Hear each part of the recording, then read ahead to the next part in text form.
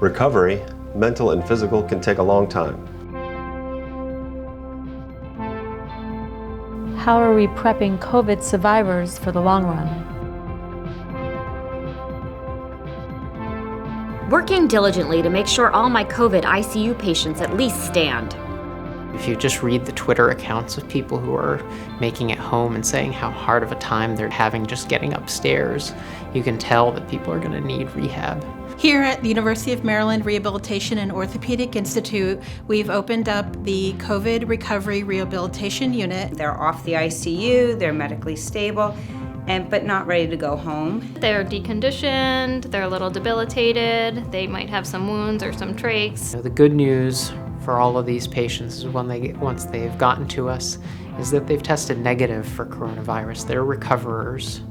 And now they're coming to us for rehab.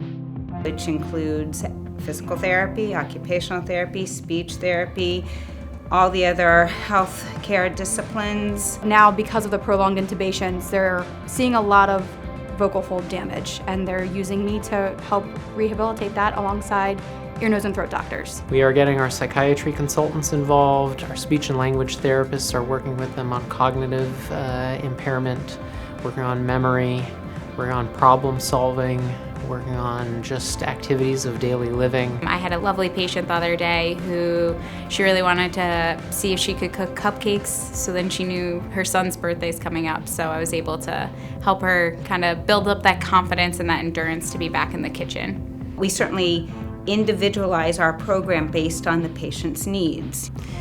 It's one of the toughest things for most of our patients is not having family nearby. The hard part is they're facing even this recovery piece by themselves. They can see a loved one through a telephone, like FaceTime. It's great with technology, but nothing like being able to hold your loved one's hand or give them a hug and really know that they have their family support right behind them.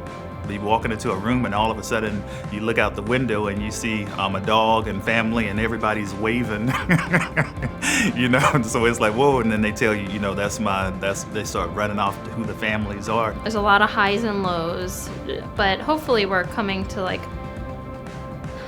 a much more healing place and, you know, seeing the light at the end of the tunnel, getting ready to go home soon. A lot of these patients just want to see home again. It's a marathon that we get them started on here, and hopefully they'll continue to make improvements as they transition back to home.